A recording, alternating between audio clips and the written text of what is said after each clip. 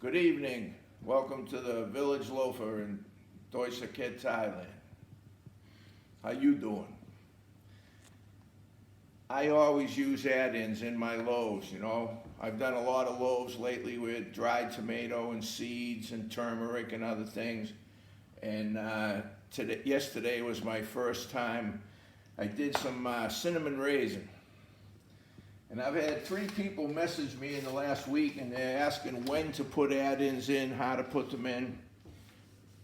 It depends what the add-in is and your preference. You can mix it, most of the time you can mix it all together, or you can put them in as you do your stretch and folds, or you can do them at lamination. Let's see what works for you.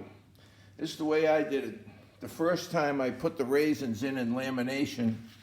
This time I actually mixed them right into the dough. So let's get this out of here.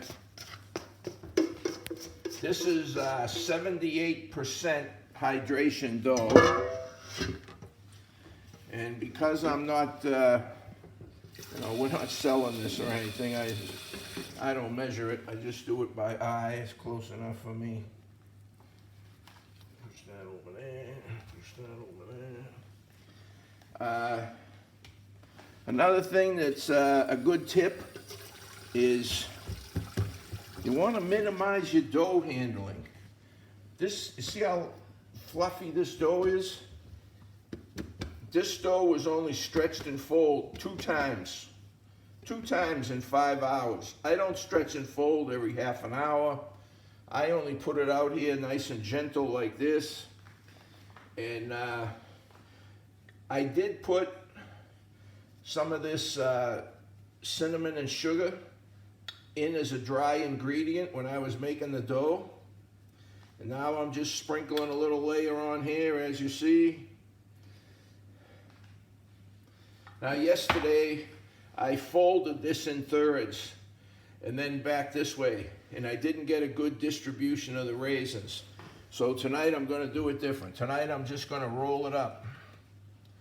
Just going to roll it up. I'm going to wet my hands on the outside.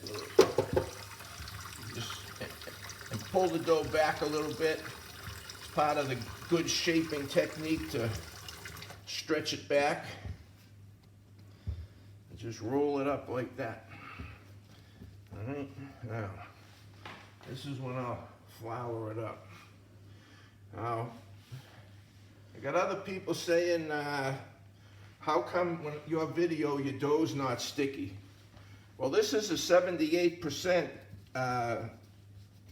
hydration dough, but even before I floured it, you can see it's not sticking to my hands.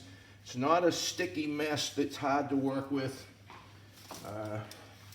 I use Banneton's, and I really prefer parchment paper. If you follow me on sourdough channel, you know that I prefer parchment paper. And that's it. That's beautiful. You can tell by looking at it. That's going to be a beautiful loaf. That's going to be in the refrigerator for 12 to 14 hours. And then it'll go directly into a 475 oven for 40 minutes. It's going to keep the cover on the whole time. Another thing people ask kind of frequently on the sourdough group is, if you put your dough in the refrigerator, how do you cover it?